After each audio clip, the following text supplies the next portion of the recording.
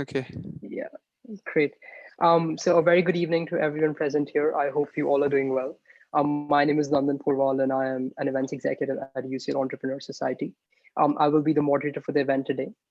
It is a privilege to have with us David Deacon, who has served as the Global Chief Talent Officer at MasterCard, and Love Minic, who's the founder of Foundly, an enterprise that aims to make students transition from education to employment smoother. In our event today, Love and David will share a unique action driven framework that should enable you to take real control of your future career prospects, be more certain about the direction in which you want your career to progress, and make sure that you break out of the student as a commodity cycle. I believe everyone is as excited as me to gain valuable insights regarding our career prospects.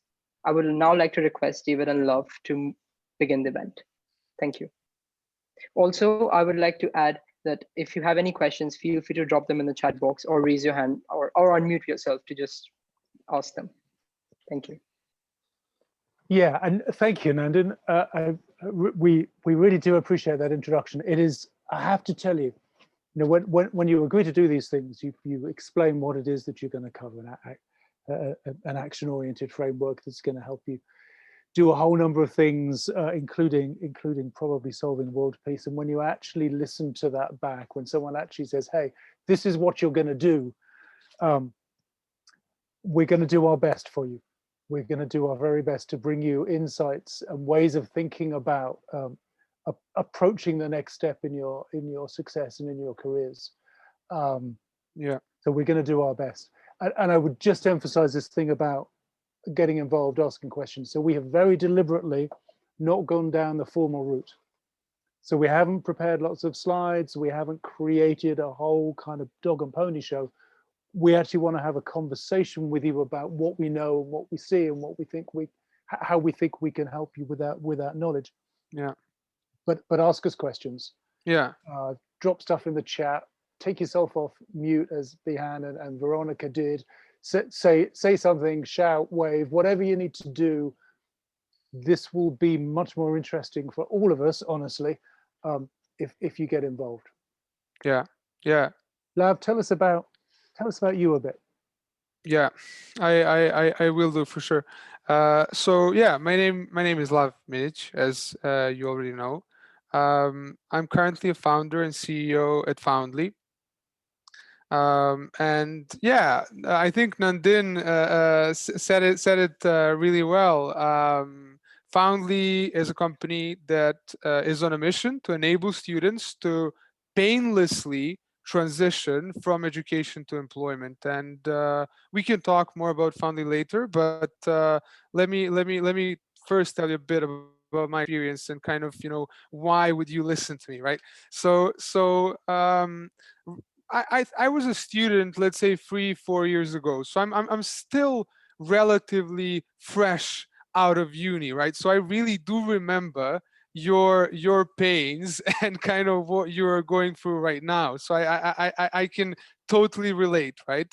And look, I struggled, when I was at uni to get an internship, to get a job. I was constantly like stressed out. It seemed like a super difficult task, right? But at the end, and I will tell you more about my journey throughout the whole webinar. But at the end, right, it worked out quite well, right? I was headhunted by Oak North, which is one of the biggest fintechs in UK and the world. I think you probably heard of it. And yeah, I worked there for almost 2 years, reporting directly to their co-founders and chief commercial officer. So it was really a crazy ride, right? I was 10th employee, and when I left, there was 450 people in the London office. So it was just like really, exponential growth that I kind of lived through, right? And yeah, and then I decided to really go back to my passion, because I really struggled to get an internship and to get that work experience that I needed. And I literally, during my uni days, I made it my life's mission to enable all students in the world to transition from that educational point to employment painlessly. I don't want you guys to stress. I don't want you guys to be like anxious about, whether you're picking the right career, whether you're, doing enough to get there. I want that process to be seamless and painless. And I think that is what students should deserve. And we will talk a bit more about that. But let me tell you first a bit about the structure of this webinar that we kind of thought of. Okay, so there are two main segments, right? So one is, and the first one is student as a commodity. Okay, so that's really a new concept that David and I really thought a lot about and talked a lot about in the past couple of weeks, and that actually makes sense, and it puts the whole, graduate recruitment and the whole stressful journey of students trying to get into these big corporates into a really good perspective, right? And there we will cover two perspectives. So one is corporate's perspective, and I think we couldn't have found the better person in this whole world to talk about that, right? We have David Deacon here, and then the second one is students' perspective, and I will cover that one because I kind of lived it, and now I'm out of it, so I can really look at it from kind of I can zoom out and have a realistic kind of overview of what's happening, right? And then the second bit is how to decommoditize yourself. So how to escape that, rat race, and how to really uh, um, um, take control of your, career path, right? So take that control into your hands and really be more tactical, more strategic when it comes to picking that career and avoid making the wrong career choice, right? So that is kind of the structure that we, thought about. And I just want to emphasize once again, like, look guys, so this is probably going to last for an hour, a bit longer. We are flexible. You have, you know we are your resources for the next hour, so you have access to our brains, and please, use that literally. Like, if you have questions, we will try to give as many answers as possible. So, like, I really want to stress that out. Like, we are here for you to tell you everything that we know that interests you. Okay. So yeah, and yeah, David, I think it's, yeah. You can take it away, please, from here. Okay, thank you. More than welcome. So yeah, so I'm David Deacon. I am so now I'm the founder of my own consulting firm. So I'm the founder of the Talent Office. I'm also the author of The Self-Determined Manager, which is a book for people managers, and the founder of a training company that goes alongside that. So I've come out of that sort of direct corporate stuff in the last couple of years. But up until that point, as Lav says, I was the chief talent officer, global chief talent officer at MasterCard for 5 years. I was the head of talent at Capita, which is a big UK outsourcer. That was an interesting ride. I spent a bunch of years at Credit Suisse and Credit Suisse First Boston before that in the US. Spent a ton of time in Zurich in the UK. Before that, a French investment bank, commercial bank in Asia and in the UK. And before that, other stuff, accounting, and the natural gas industry. And before all of that, I read psychology, which was the thing about being at Warwick University. So I have been in and around the process of bringing graduates into organizations, particularly large organizations, for most of my career. Not just graduates, in fairness. So everyone from early to the most senior execs. And it does seem to me that particularly in the campus space, so particularly the kinds of things that you all are thinking about and approaching, it's a really odd, strange, skewed market. And the thing that I think the employers, I mean, they don't have to care, they don't care, but they know, but they don't worry about, is the fact that it is a market. And I think for students, because you don't typically have much experience of how organizations work and what actually is driving them, you don't have the benefit of maturity in that market. So it's very skewed. It's very tilted, if you will, in favor of the employers. And it's a market where supply and demand are not in balance. So normally there is more supply than there is demand. That's not always the case, but normally that is the case. Yeah, So especially normally, with graduates, right? yeah. So normally we have more job seekers than we have roles that organizations are trying to fill. So not only is it a mature market with a participant who is relatively inexperienced in dealing in that market, but we also have one where all of the pretty much all of the power rests with one side of the equation. So it's a trading environment, just to be clear. And the reason why Lav and I have been talking about students as commodities is not because anyone is really thinking about you in an unpleasant way, but just you are a means to an end. So you are the way in which the recruiters, the campus recruiters, the hiring managers will meet their needs.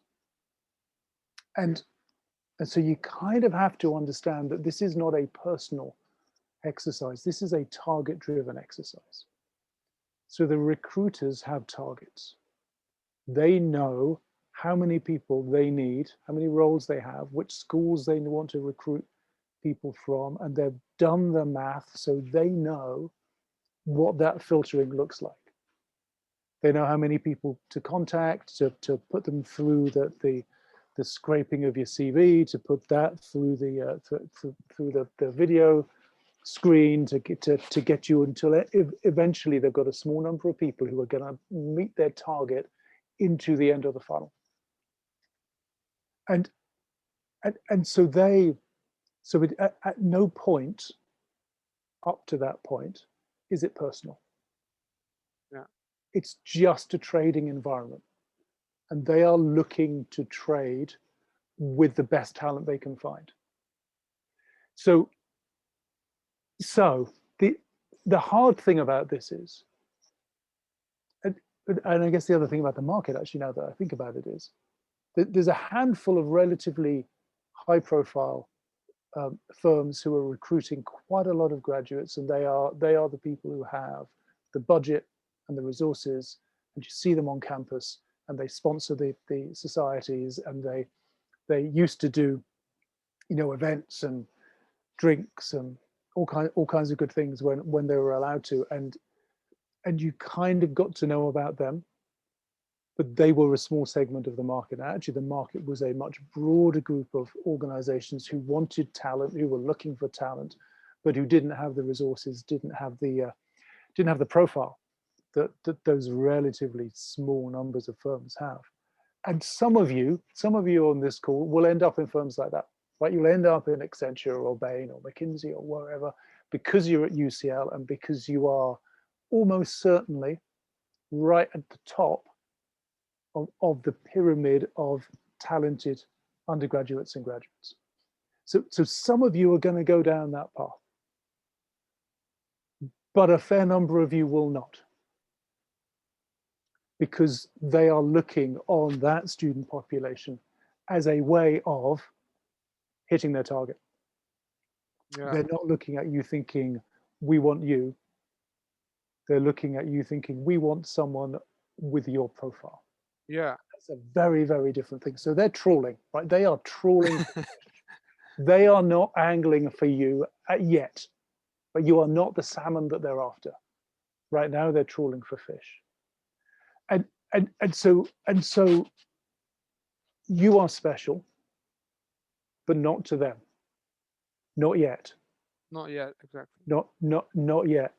And so you just have to kind of start approaching this market, getting your head around the fact that the recruiters have targets to fill. And that's what's driving all of the behavior that they, it sounds a bit unkind, I don't mean it unkindly, but they aren't your friend. They actually might like you, but you are a means for them hitting their objectives. So they every year get a list of objectives that they have to hit in order to get their performance rating and get a raise or a bonus or whatever it is, and you represent a way for them to hit that target. Yeah. Can I try and just add a bit of students perspective into this? So like I assume quite a bit of you guys are studying also like economics or something related to that, or even if you're not, you're probably going to be familiar with this way of thinking, right? So how it works, right, is, you know, companies, and David, you will correct me if I'm wrong, but companies want to attract as much talent as possible, as much top talent as possible, right? And look, there is a lot of great talent. There is 22 Russell Group universities, London-based corporates. They're targeting also like Uxbridge. They're targeting, you know, Bocconi from Italy. They're targeting Pompeo di Fabra from Spain. They're targeting Heck. They're targeting, you know, a lot of schools, right? So you're in this huge pool, realistically, of students fighting for a limited number of corporates, and the only way in which they can treat you at that first layer is as a commodity. Because for the, like how much variety can a CV have? You're going to have great grades, you're going to have a decent uni, right? You're going to have some work experience or a society on your CV, but still most people are going to have those things on the CV. So like the thing is, the only way that they can, you know, kind of treat you is as a commodity. There's 100 or sometimes even in Goldman Sachs, there's 1,000 students applying for one role. It's like, you know, you're not going to tell me that the one person that's going to get the role is better than other 999 students. No, that's 100% not the fact. They're most probably all, you know, all of them are going to be super valuable, smart, talented students, right? But, you know, some of them managed to hit those keywords for the ATS systems to pass, or some of them, you know, were slightly more practiced, or et cetera, et cetera. So it's going to be those tiny details that are going to kind of result in a person getting an internship or a job versus the person not getting it, right? And I think a strong point here to make is that, so the funnel starts like this: you sent in your application, right? And you're at that stage of commodity, right? You just sent your CV, and everyone sent their CV. So in that sense, you know, a CV at its own is a commodity, right? And it is at the point where you kind of pass those first layers, where they're starting to look at you as an actual potential professional, as an actual kind of human being. That is when they see your innate value, and that is when they're genuinely interested to kind of hear who you are, to see who you are, and to fight to get you on board. And I think that is kind of that commodity spiral that students do not really. It's like, I, at least myself, I didn't understand that was happening, right? So I didn't know that I was kind of trapped in a rat race, applying with thousands of candidates for like exact same roles. Or even if I knew it, I thought that that's the only way, and that was the only thing that I kind of did, right? And I think most people are doing that. And because most people are doing that, and because those people are doing that, you know, they end up being a commodity. It's just the numbers game, right? And yeah, David, do you want to add Yeah, something? I'm just throwing some things in the chat here. I was hoping that you were going to talk a little longer, to be perfectly honest with you. What I thought I'd show you a list of things,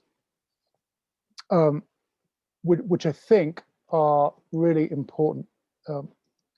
What I want you to do is to just look at them as they come up in the chat and check off in your heads how many apply to you, and how many you either say now or plan to say when you are through the process a little bit, and likely in front of a possible employer. So everyone is following the chat, right? You will see that in the chat. So strong educational background, admirable academic achievements, special individual qualities. There's something special about you. Motivated to do meaningful work, want to make a difference, ready to work hard, able to bring new ideas, and lots of ambition to achieve.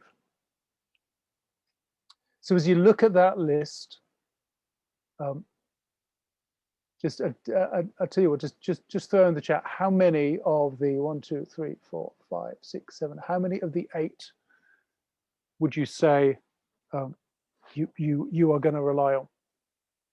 Where the number is from 1 to 8, how many?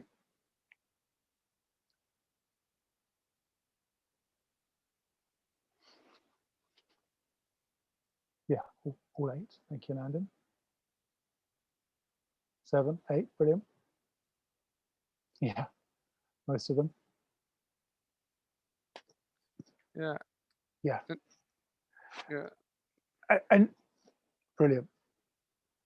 And so, you know, we ask this question to kind of somehow to try to illustrate the thing that Lav and I are trying to talk about, which is for many of you, these are the things that you bring.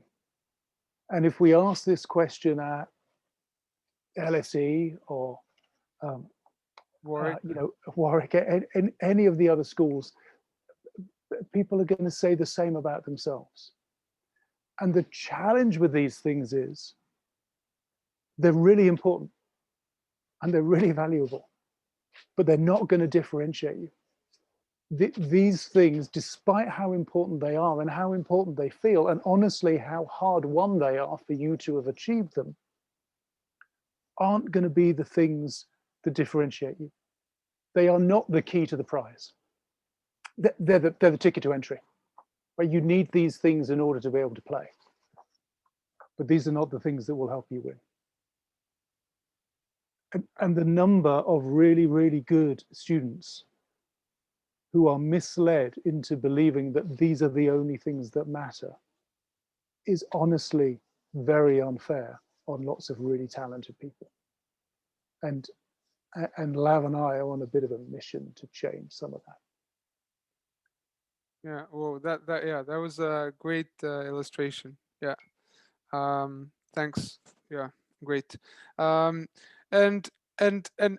look, let's now switch to the student's perspective and kind of why, although you probably do not see it right now, but why are you in a way, you know, really and why did I myself as well behave kind of as a commodity, right? So the thing is, if you're looking to apply, and first of all, how many of you, please raise your hands, how many of you want to work in a corporation? Can you please raise your hands? Is there like a hand raising button somewhere? Nandin, yeah?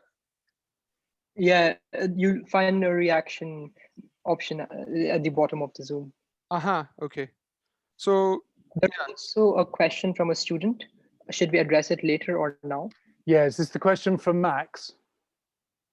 Yes. Yeah, it's a great question. Let's address it. Let's address it in a little while, because the answer, sure, I'm afraid, is a little bit complex.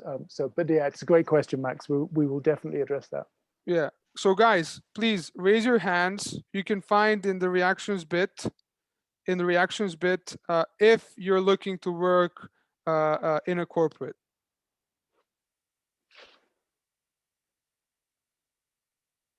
I don't know if anyone's raising hands. Yeah, there's a few, but I'm Aha, okay. I can only see. Okay. do you see it comes up? Yeah, it's weird. Okay.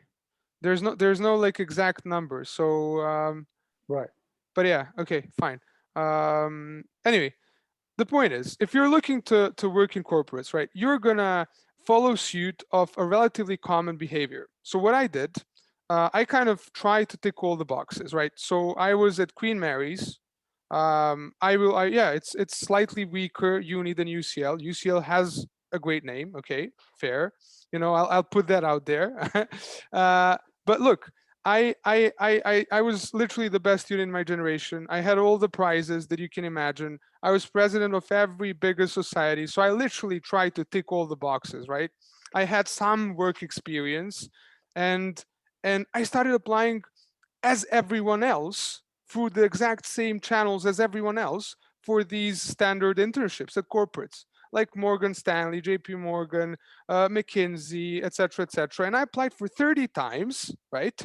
And I got rejected every single time.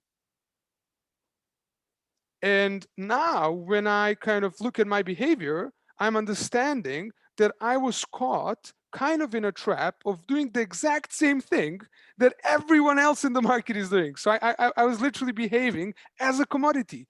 I was in a perfect competition game. Everyone has a strong CV. Everyone has some experience. Everyone has, at least who is applying for these jobs, right? Everyone has, some society on their CV. So like, I just realized when I kind of zoomed out that that is the base, the bare minimum that I have to do in order to kind of get the opportunity to work in these companies, right? And there is also one more strong argument to make. The chances are that you're applying for a job without really understanding the context of that job. So I was applying for investment banking, for example, and I did a lot of secondary research, right? So I knew how to do my research, but I didn't really know what investment banking actually is. What is the real culture like? I heard they're working long hours, etc., but I didn't really know, right? And I didn't really understand what is that role, right? But I still kind of applied. And and the point is, right now I can tell you, if I went into investment banking, if I was, kind of, if I went through these ATS systems, etc., so if I was picked up for those interviews, and if I got in, I would realistically, because of lack of context, make a wrong career choice. I would be miserable. I would be stuck working in in an environment that I do not like because I do not know better.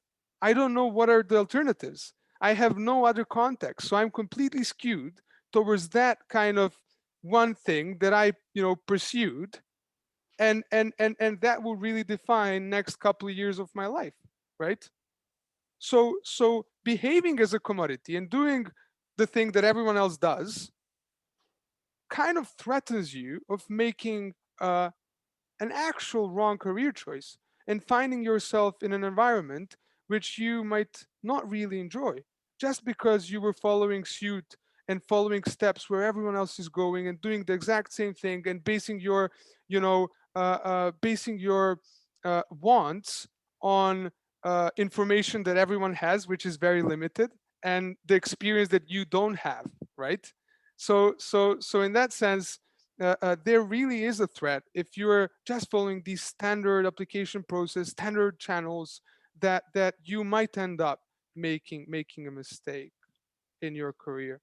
And I think this will feed into quite well into the decommoditizing yourself topic, where we will talk about actions that you can take on top of these applications that will increase your chances of even getting into these, big corporates, or even understanding that potentially that is not a right career for you. Maybe, startup is a right career. Maybe NGO, like, it will really open up your mind, right? And we will talk about it. We'll talk about that in a bit. Yeah. So David, do you wanna add? Should we actually address the question right now, or do you wanna leave it? Yeah, Yeah, I mean, I think the point we're trying to make is go into this with your eyes wide open, and use all of the things that you can to make sure that you are as informed as you can be about the market, recognizing that the 8 qualities got you here but won't get you there. So let's talk a bit about what recruiters are really looking for. What are the things that actually a recruiter really wants to find in the people that they're recruiting? And but beyond the fact that they have a target number of grads to hire, and they've got a target list of schools or courses, programs that are being followed, but beyond that, what they want to do is bring in people. Sounds a little cynical, but it is the case. They want to bring in people who make them look good, who make them look like they are a really good recruiter. They're a really good recruiter because they've hired these really good graduate hires. What is a really good graduate hire beyond the 8 qualities? Well, they are work ready. They're work ready. Work ready. This is a relatively unscientific list, but this is the list of what counts as work ready. And I'm sorry, we haven't got it on a slide, and there's quite a lot of them. So let me go through them. Work ready means able to build and sustain, really important, build and sustain positive relationships with all kinds of people, which means not just people of the same background as you, not just people with the same age demographic as you, not just people with the same work experience as you or character as you, but actually able to build and sustain great relations with the people up and down the organization, across the organization, with clients, with competitors, with frenemies. Regardless, can you be relied upon to build and sustain positive relationships? So that's one. Can you collaborate on tasks as well as a team member? Bearing in mind that most organizations do things collectively. Almost all work in companies is done in teams.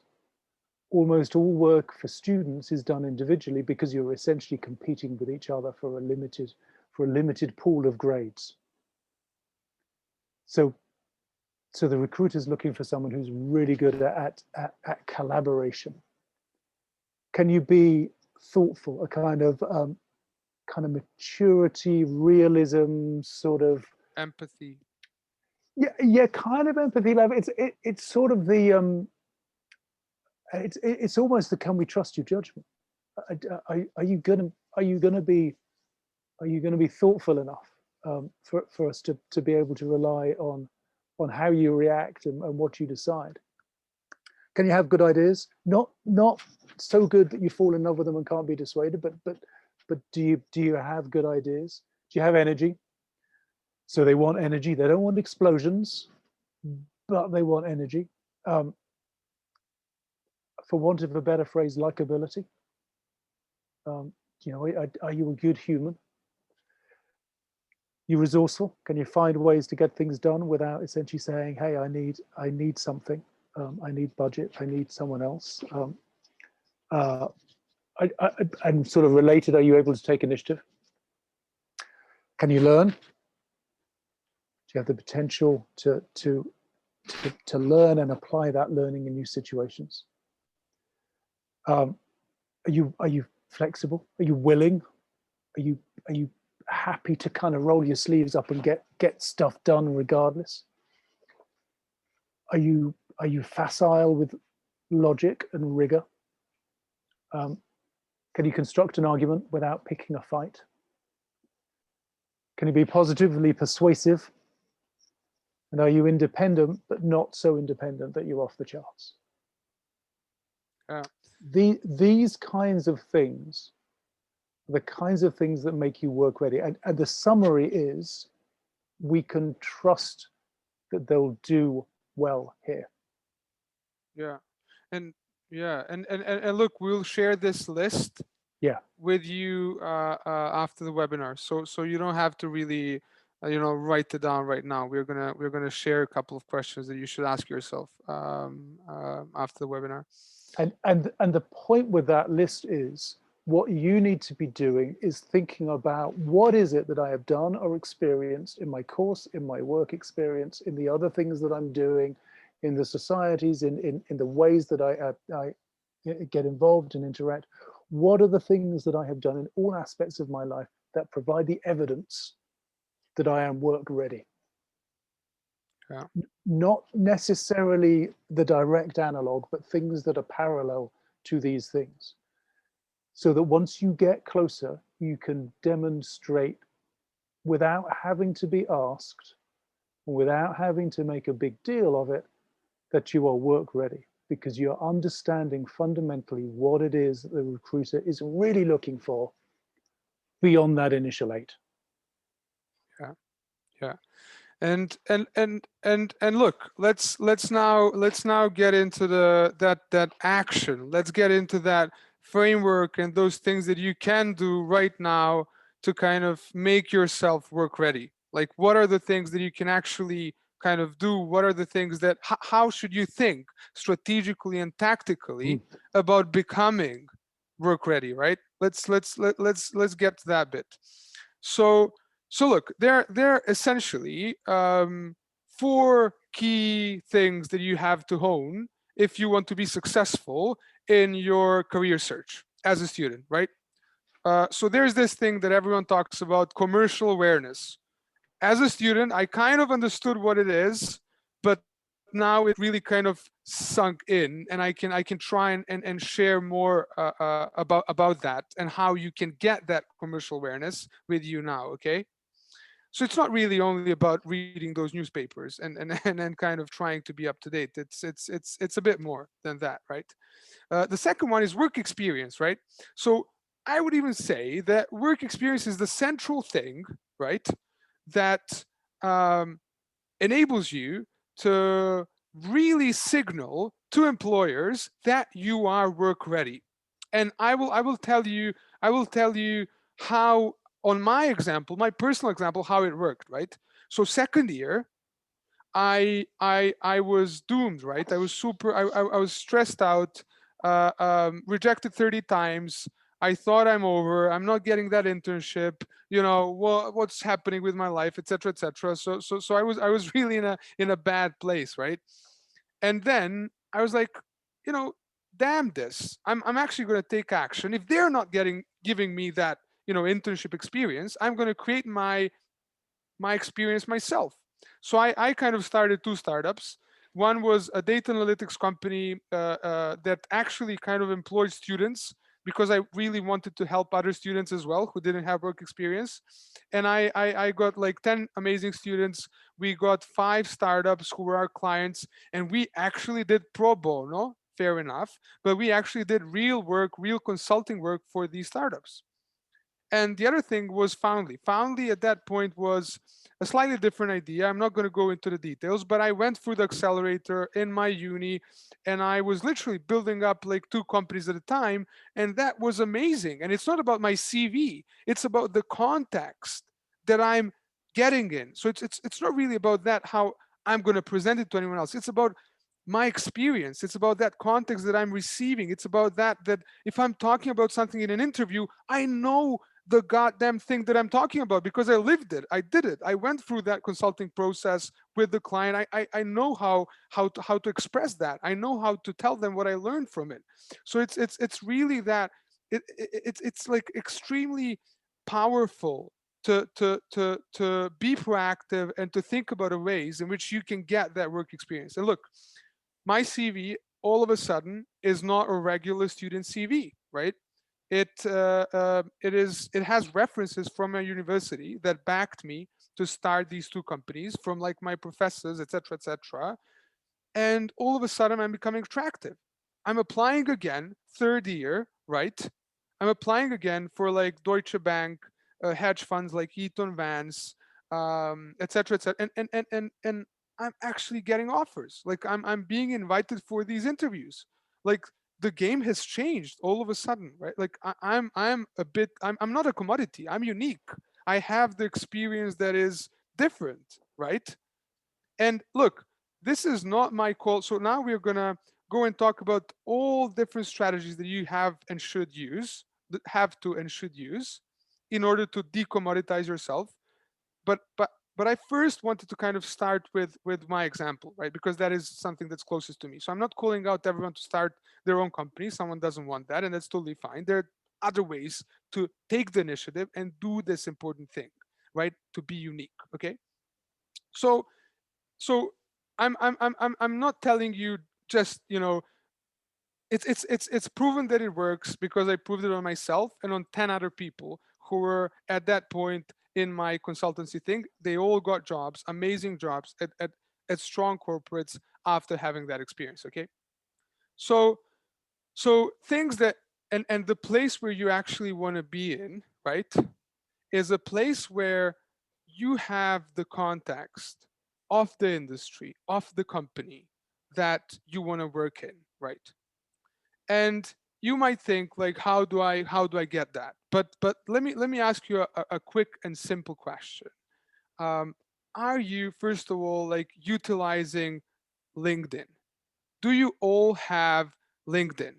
Like if there's one person that doesn't have a LinkedIn profile right now in this call, like my immediate, call to action would be like, please build a LinkedIn profile. It is for students. It's not for professionals. It's not some like mystical thing. Students can actually leverage it, okay? Yeah. So LinkedIn is the first thing that we all need. Super important, and we need to be active as students on LinkedIn. Super active, right? So that is your window of opportunity. And what window of opportunity means? It means what is the medium in which you can actually express yourself, where you, even as a student, can actually build some kind of a personal brand and some kind of relationship with these companies and corporates that most other students actually won't do because they're lazy, right? So that's a different signal. And if you're saying, you know what, I tried sending couple messages to people from like corporates that I want to work in, and most of them ghosted me, most of them didn't come back. Okay, I have another question for you. So asking someone for a coffee is low effort, low value thing. And 1 in 5 will say, sure, I remember how I thought when I was a student, so I'm going to give you 15 minutes. But most others will be like, I mean, come on, like I don't have time for this, right? So you have to go even deeper into thinking about tactics and strategies that will get you into these important, extremely important conversations with professionals from organizations that you work in, right? So the other one is, which you think like sounds silly, but I'm not even joking, is engage with their content. So look, I started Foundly and I was looking for advisors, right? And I thought like, okay, let me try and engage with their content. Let me try and comment on their posts. And that is exactly what I did with David. So David wrote a book. He wrote Self-Determined Manager, and I really like took interest. I studied kind of David's interests, David's work, in order to get that conversation started. I started commenting on his posts. He noticed me, right? People read these comments. It's a fact. If you think about a comment, if you think about how to structure it and how to write it, people will actually engage with you. They will actually, it's not like congrats or thumbs up or like I love what you're doing. That doesn't mean anything. That's not high value. You have to actually think about it, spend some time, and then in a structured way come back with your idea, right? With your response, right? And that is how you get noticed. So what happened is I got David on a call, and then on that call I pitched him Foundly, right? And he was like, whoa, that is an amazing idea. I want to join your advisory board. So like kind of I'm again telling you something from my experience that actually works. And even though I tell you right now, 99% of students are not going to do it. So even like there's 28 students on this call right now, I can tell you that probably half of you will not even try to do this. I mean, I'm going to be disappointed, but like that's just the reality. So the point is really take this seriously, let it sink in and understand that having conversations with people within organizations is your step towards getting that context, getting your name out there, being in their universe, in their world, so that once you want to enter, they can actually be someone who is going to be helpful to you. So for example, you're thinking about how should I make my CV, etc., etc. How does their ATS work? What are the keywords? The best way to know how to do that is by looking at someone else's CV who was recruited last year, who passed those, ATS things. How are you going to do that? It's by establishing a relationship with that person, right? So like relationships and conversations that you get into with professionals is something that is the first and most important step towards becoming and getting that, let's say, uniqueness, right? Getting that human touch that you have to gain in order to decommoditize yourself, because you don't want, you literally do not want to be treated as a commodity. Then you have you have from 2 to 10% chance to get a job, right? If you're treated as a commodity. If you're treated as a human, as whatever, as Judy or Sam or whoever, if they know your name, if they know who you are, that is a different story, right? So that is a simple strategy that I know most of you are not using. I know that as a fact, that you can actually put in place. You can start doing it, and you can start getting those important conversations, right? It's And interesting hearing that story from Lav. He's my stalker, um, and there is a way of doing this, and there is a way of not doing this, and it is easy to overdo it, but to Lav's point, it is really easy to underdo it. And don't be too dismayed by the fact that the people that you're trying to connect with are busy and distracted. It's because we're busy and distracted. It doesn't mean that actually when we can, we won't pay attention to you. yeah, and So it's just it's worth being persistent, just not too persistent, because then you will move into stalker territory. yeah. Now, I think my point here is, it's not about stalking. It's about actually delivering value, right? Having like, if you sit back, think about potential content that the person wrote, and really engage in a thought process, and kind of produce some value. So build up on that content. That cannot be ignored. What can be ignored is a message like, hey, let's go for a coffee. That is not engaging. That is low value. That is you haven't thought about it a lot, right? It's out of the context. But if you actually allow yourself to be in that thought process, if you actually allow yourself to engage with that potential content, that is something that's noticeable. Like I know myself, I engage with students who comment and who think about how to comment on my LinkedIn posts. I do that. If I see someone commenting on my LinkedIn posts and actually adding value, and kind of starting an interesting discussions, I will get on a 30-minute call. I will, that will be the action that I'm going to take. And I think, David, the same case is for you, right? Yeah. Yeah. So it's about thinking about that value. It's not enough to be like to take that initiative and be like, hey, I want you to give me advice. Fine, someone will, go for that hook, but most won't. Yeah, But that's right. what most cannot ignore is that value that you can kind of provide. So that is one strategy. Second one, very important one, has to do with building your online presence. Okay. And this is actually super important, and it's easy. You don't need like hours and hours and hours. You need to be organized to schedule 30 45 minutes a day Pick a topic that you're super interested in. So for example, you're studying entrepreneurship. You love startups, right? You should love startups. You're studying entrepreneurship. So how do you want to be seen on LinkedIn, and how do you want professionals to see you on LinkedIn? Is as some person, for example, this would be my strategy, as some person who gives, you know, weekly reviews of top 5 new startups, for instance, right? So that can be something that you can do that will attract people to be like, whoa, this is not a regular student. He's actually, every time I see his post or her post, I'm like, I've never heard about this startup. Maybe if I'm in venture capital, I'll be like, damn, this student is sourcing these startups in a really cool and creative way. So I want to engage.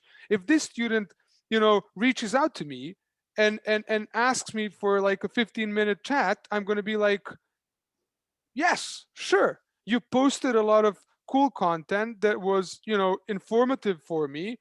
You created value for me. You made your personal brand. I know the type of conversation that I'm going to have with you. So sure, let's do it, right?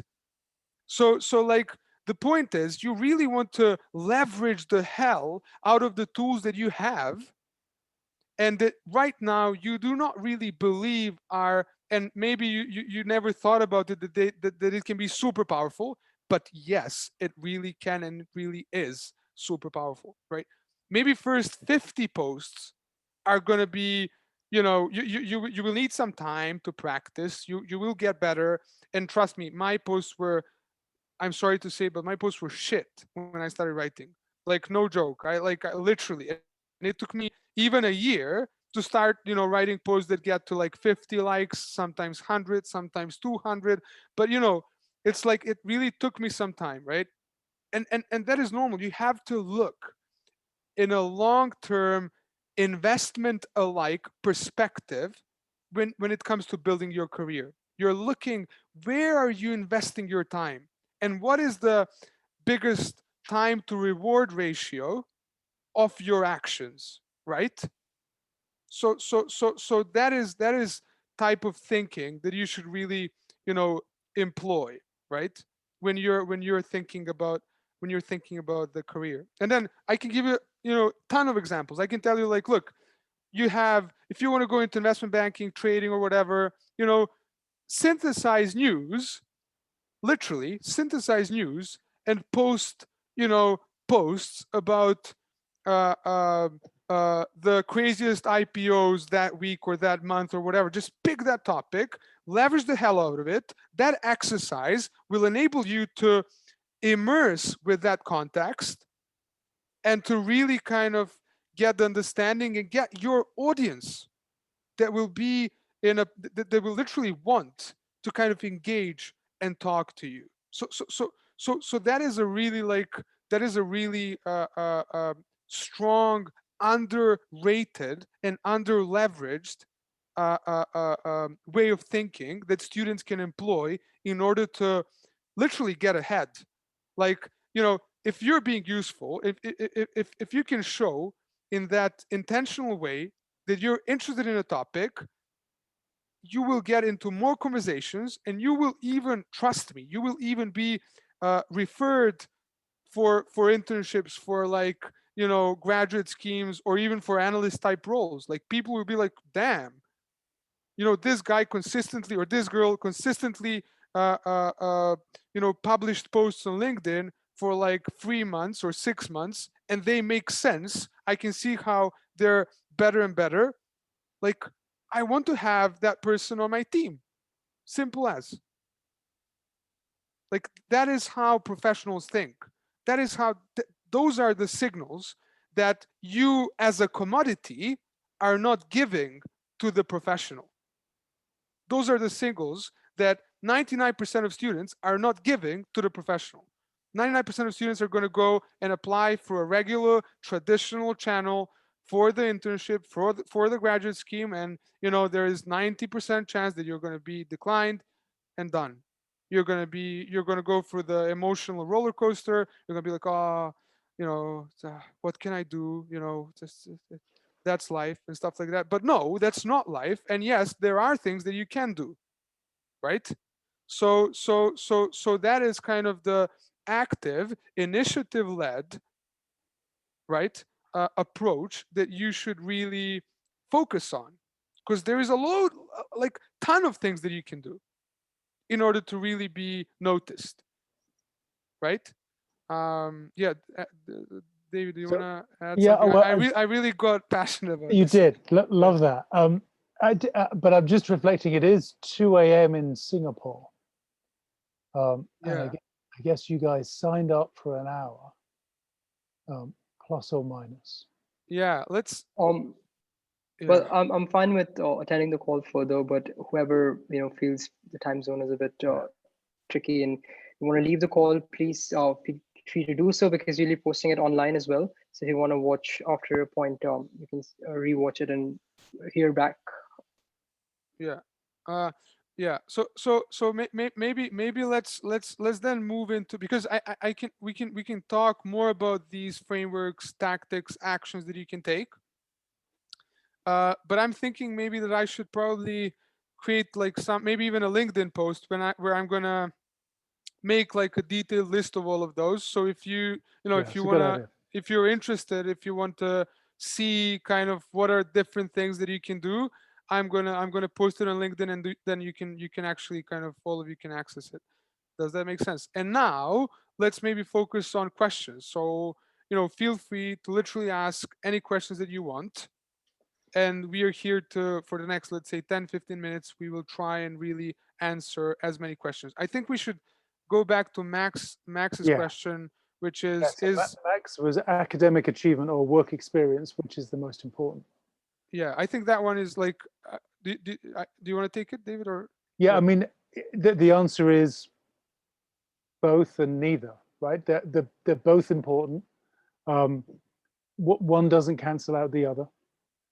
What really matters is how you drag those differentiators from what you do, and how you get that work readiness, that evidence of work readiness from all of the experiences that you have. In an Yeah, ideal world, you'd have great academics and good work experience.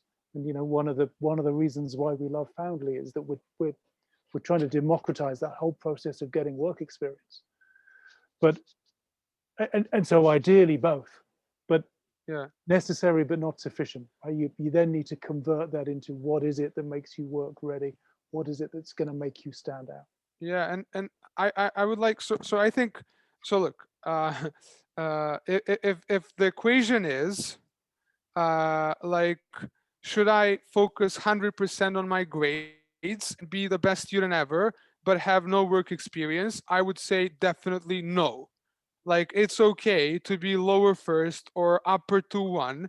Like, companies are totally okay with that. They're hiring people who are higher to one, like around whatever 65 and above percent. Like, that is fine, but then you should have strong work experience. So strong work experience is that thing that makes you look work ready, that makes you, and not only look, that makes you be work ready. That showcases that you have the context, that you understand that you were kind of in a professional setting, and that you can work in such an environment. So it's that is a super strong signal, right? So yeah, my answer would be balance for sure. I agree 100% with David, but do not pick, like, it's important not to be like, okay, I'm going to have the best grades ever and no work experience. No, that doesn't work. If you think that you can't have the best grades ever and amazing work experience, then just balance it out. Does that make sense? Okay. So like, work experience I think, is yeah, work experience is sorry, like super following up important. on, yeah, thank you, sorry. Following up on what David said about a kind of standing out in the whole lot of commodity applications. Another question was about how can we define what are special individual qualities? So the whole process of just standing out. Yeah, that was Joanna's question, wasn't it? The you know the so I guess a couple of reflections. there are things about you, just as an individual, as a person, that make you you. So Yeah. each of us has some kind of uniqueness, and a little piece of the antidote to commoditization is to never lose sight of the individuality that you have and that you bring. And there is genuinely some uniqueness in your style, your approach, what you know, what you think, how you behave. Yeah. And a piece of the trick to turn that into a success is use those things as advantages by going after roles and sectors and activities where that differentiation will be valuable. Yeah. I mean, to pick a really stupid example, if you're no good at math, don't go for accounting. Yeah. Yeah. You know, play to whatever it is that makes you unique and special. And just before Lav jumps in, who will have something really good to say, don't forget that curiosity is also a big differentiator. Lots of people do the things that they think they're supposed to do, not because they are fascinated and love the topic. If Yeah. you are curious, if you're genuinely interested in something, that will leak out of you. So Yeah. try to go after the stuff that you really, really are passionate about. Yeah. And yeah. And look, so yeah, that is spot on. But let me kind of share a tangent thing that students sometimes probably forget. And it's so they want to kind of understand your personality. So let me tell you a short anecdote. So how we hired an analyst in at Oak North. Okay, so we had a lot of applications, right? And quite a few CVs that we've seen, for example, right? Strong candidates, amazing academic background, etc., etc., work experience, everything's great, okay? And a couple people actually forgot to, for example, put extracurriculars, and they forgot to put hobbies and stuff like that. And look, out of those 10 who were top, we chose to go with with a lady, right, with a girl that was playing violin, and she put it there on CV, and we were like, I mean, that does make you special in a way, right? It is something that not everyone is going to have. And you should always have in mind that recruiters and people on the other side are human. Like they are people, they have their own hobbies, they have their own interests, they have their own lives aside from work. And that is additional kind of thing that really adds to your profile, a very important signal. It's like you're not all about and only about work. You are a person outside of that, and that is what employers also like to see, right? It's like, you know, what is that what is that additional, passion? Are you a vivid reader, or a cook, or I don't know, you love skiing or snowboarding or whatever, but that is that additional thing that can click. Like you literally do not know who is on the other side, but I will tell you that most of them are interested to see your full kind of profile, right? Like on my first interview, I'm writing poetry. I'm writing a lot of poetry, and it's a weird thing. Like not a lot of people write poetry, like, right?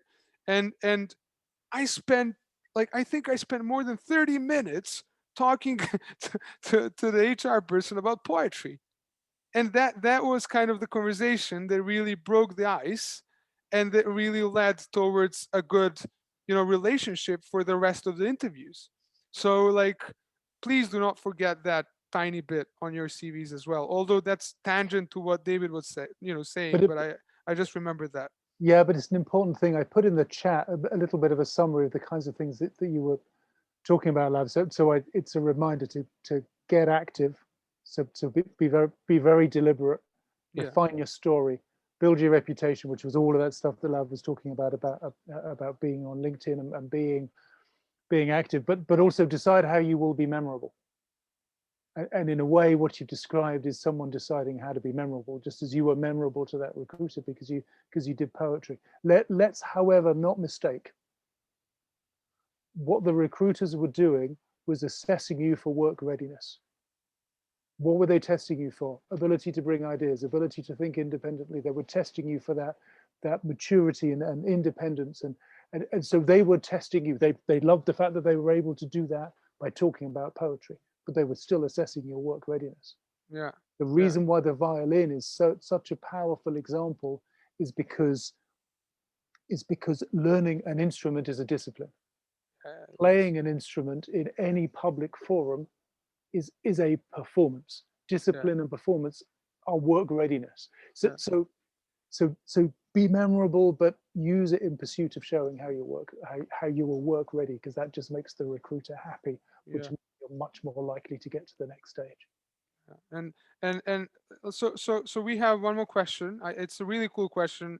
If you do not know what you want to do, should you just try out everything?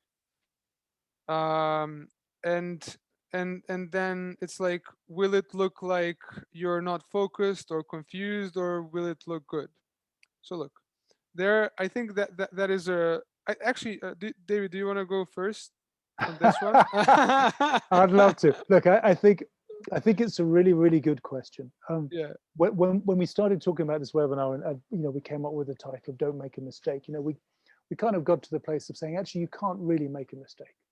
I mean, there can be setbacks, but look, a career is a long time.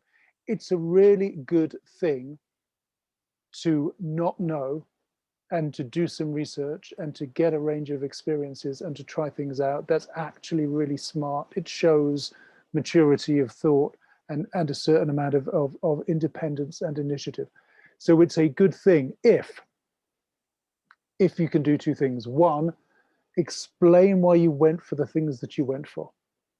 So it was deliberate and active, not accidental. So you have to be able to explain your strategy. And two, you have to be able to tell people what you learned from the experiences that you got. Curating a bunch of experiences is perfectly good, but just make sure that you've learned from them, and that you can talk about what you learned from them, so that, again, it's all the evidence piece. It's all the bit that says to the recruiter, you're going to be really pleased that you hired me, because I am so ready to contribute. So pull the evidence, pull the learning, be able to explain it. But sure, I would say what wide experience is a good thing. Lav, do you agree?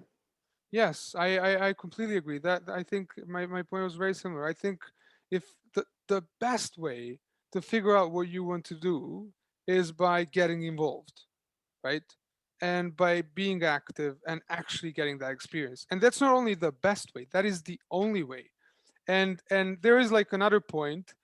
I personally believe, and that is also a reason why we're building Foundly. I personally believe that even when you have one internship, your career decision and career choice will be skewed to that one experience.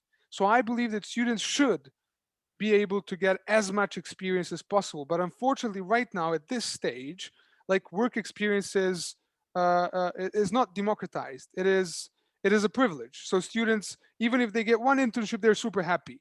And we are not going to talk right now a lot about Foundly. If you're interested, you can reach out to me directly, and I'm happy to share more info with you, or you can go to our website, etc., etc. But the point is, we really want to enable students to experiment, to be like, okay, let me try and work a bit in marketing, let me try and work a bit in finance, a bit in venture capital, let me try and understand, what am I actually passionate about, what do I actually enjoy doing on day-to-day basis. So yes, getting involved in different activities and really experimenting and kind of experiencing all different environments is the best way to figure out what you want to do. So 100%. Let us quickly go through. Yeah, there were questions from Joanna, who I don't think is still with us, but she might be. And yeah, there is one also from Bihan. Yeah, exactly. And these are quite tough questions. Yeah, it's a tough question. The thing I would say is we're back to the same thing about there are things about you that are unique. So your balance of experience and language skills and background and and specialism in your studies and the things that you know Yeah. will appeal. But you're going to have to be really thoughtful and careful about the firms that you go after. Yeah. So be really smart in the research. Yeah. Don't go for firms where they evidently are only going to be hiring native English speakers and thousands of native English speakers are going to apply. Don't waste your energy on that. Do your research on the firms where your unique profile is actually likely to be of some value. And then do what Lav said. Do all of that, reaching out, making yourself relevant to them, getting their attention, being of value, doing things for them without expecting anything back. Get as close as you possibly can, Yeah, to the organizations that come out of your research, and something will come from that.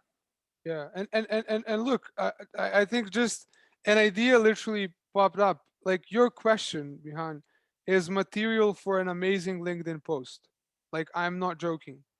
Like you can actually talk about that on that platform. You can actually voice it there, and people will come up with ideas and solutions. Like that is something that LinkedIn is for. You can actually be like, I'm wondering, my English is not good. I'm wondering if there is a career for me in the UK that will kind of value the fact that I'm proficient in, I don't know, is it Mandarin or yeah, but yeah. So that is something that you can, how you can actually approach that. So yeah. Yeah. Okay. Great. So that is the mindset that you should be in. Like every struggle or every idea, try to make it public. Try to make it engaging. Try to, pull people into that conversation. That is really, that can really be your superpower. I think we addressed all questions, right? Hi, Yeah. I have a question. Yes, please. So basically, it's personally related to me. And like, for example, if somebody has like a path set out for them, and they want, and the person wants to follow that path particularly, but should the person go what he wants for, or should the person explore other areas before diving in deep? Oh, so you're talking about a family business? Yeah. Yeah. Okay. I mean, this is a great topic. I actually, a lot of my friends are doing that shift from Gen 1 to Gen 2. So I do have a lot of experience in that area. Like, I think that is another conversation. Just please reach out to me via LinkedIn, and we can talk for like we can book in a slot, and I will tell you everything that I learned from my experience. But I think it's not a conversation for the whole group. If that Yeah, of makes sense, course. is that Yeah, yeah, okay? yeah. So just Yeah, find me that's on completely LinkedIn, reach fine. out, and I'm more than happy to share my thoughts on that with you, because I need more context to give let's say, to give meaningful advice on that path. Yeah, of course. I'll reach out to you. Don't Yeah, worry. yeah, for sure, for sure. Thank It's you. Hi, the You're welcome. hi. I have another question, which is kind of linked to Bihan's question, and it's about like being international and like trying to apply where that is valued rather than seen as a hindrance. So, is that basically the main thing, that you should look for employers um, that will want you to be international rather than English? Ooh, I Um, mean, I think Bihan's question was slightly kind of different, because her your level. Do you feel that your level, you're fluent in English, right? oh yeah, Almost yeah, native, yeah. right? So in that sense, I wouldn't say that corporates would ever kind of discriminate on those bases, right? So It's about the visa. What I related to, that it's the visas that now you need to, wait a that second. for them it's more work to employ someone who needs a visa to be sponsored. Wait, but law has changed.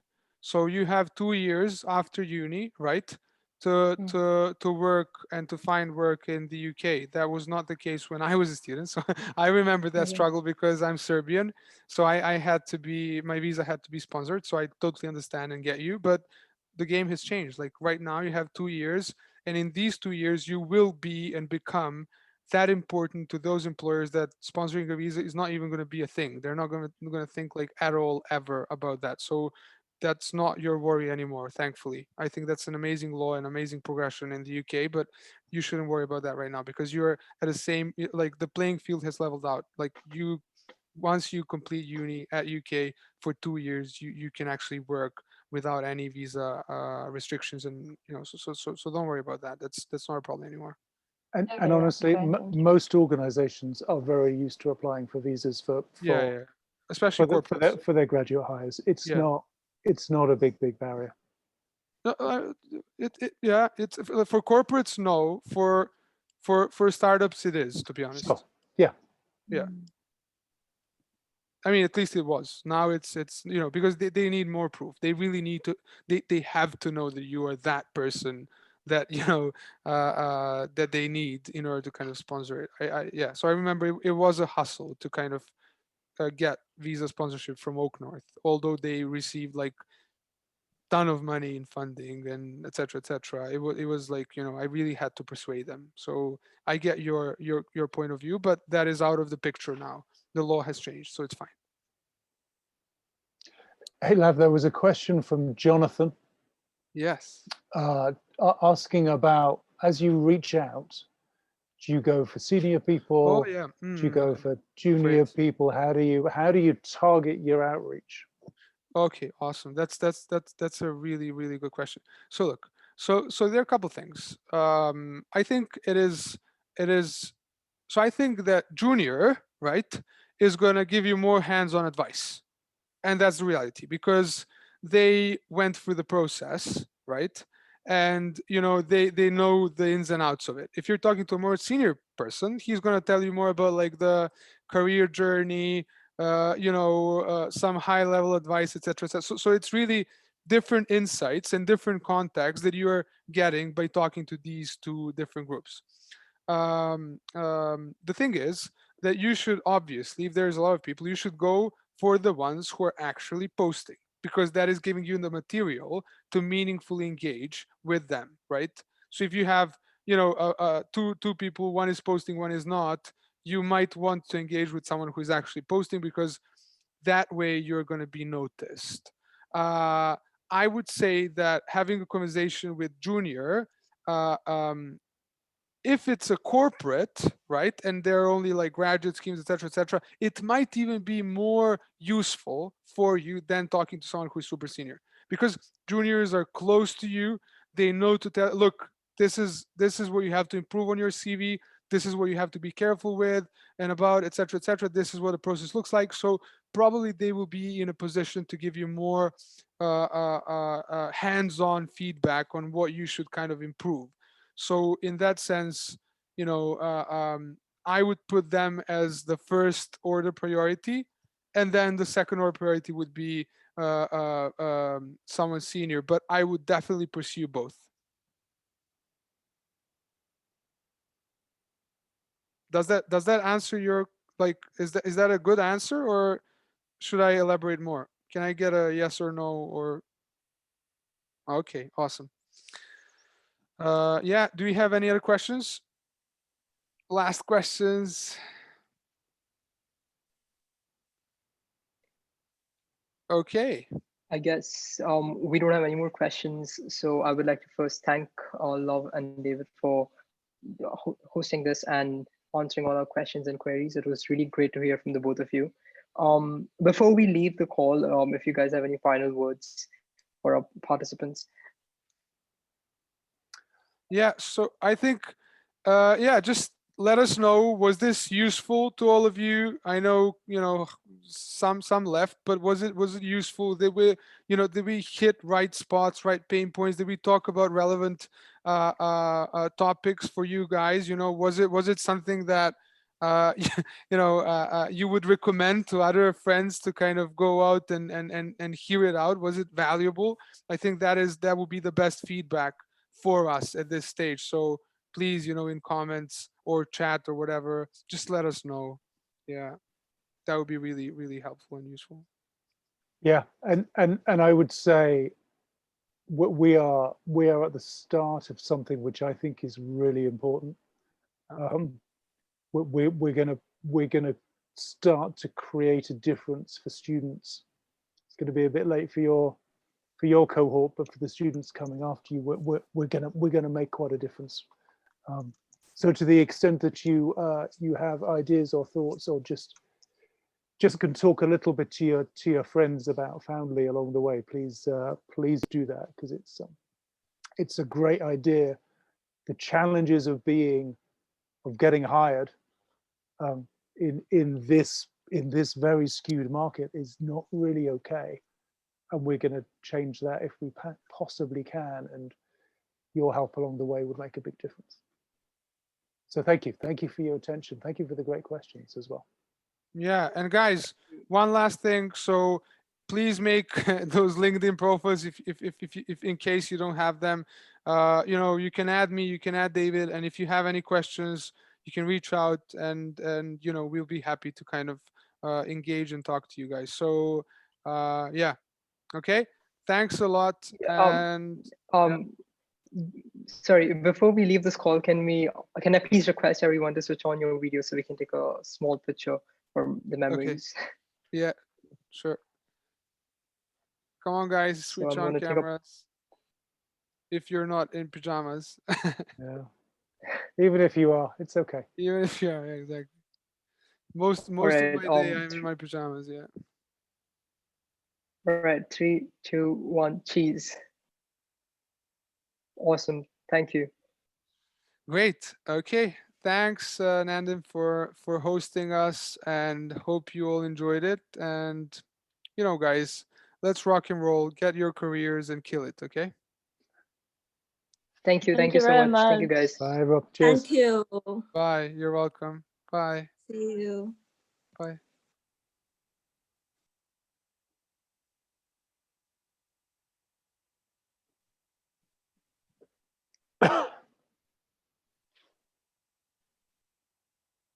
Yeah, it's 3 of us. It's the 3 of us. Yeah. How was it? Well, we had 30 participants, 31, 32 at max. I think it's because it went over an hour, people kind of allocated a certain time, so they left. But then because it was the topic of the webinar was such that people might want to refer back, and they would want to go back and look at it about what should they do, or what were the advice or the word of advice that was given. Yeah, but did you my question was more like, it's fine, 30 people, it's okay, but my question was more like, did you enjoy it? Was it useful? Do you think it was high value, or like, what are your thoughts? Yeah, I mean, because I've spoken to you before, I got I had received the insights that you gave today to everyone, particularly from Love. But with David, the things that he spoke about, it were quite interesting from an HR perspective. And I feel that a lot of students, along with your experiences as a student and now a founder, they wanted to hear about what the HR looks in you, and that's what David offered. And I feel that is like an attractive point for students, to be honest, because students want to hear from the chief talent officer, global chief talent officer from MasterCard about what were the hiring decisions that were made and why were they made, and just a certain thing that they were asking, like, should we do multiple things, should we do one thing?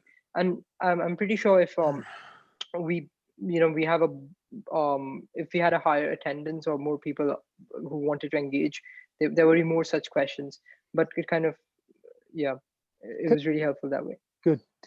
Can I ask, just practically, we took a decision not to do a kind of formal, using some slides, putting content out there, talking about that. You've seen lots of these webinars.